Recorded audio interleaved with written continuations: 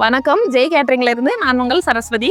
நம்ம கேட்டரிங் சர்வீஸும் பண்ணிட்டு இருக்கோம், கேட்டரிங் கிளாஸும் பண்ணிட்டு இருக்கோம். நம்ம 2026ல இருந்து ஹெல்த் ப்ராடக்ட்டும் சேல் பண்ணலாம் அப்படின்னு சொல்லிட்டு இருக்கோம்.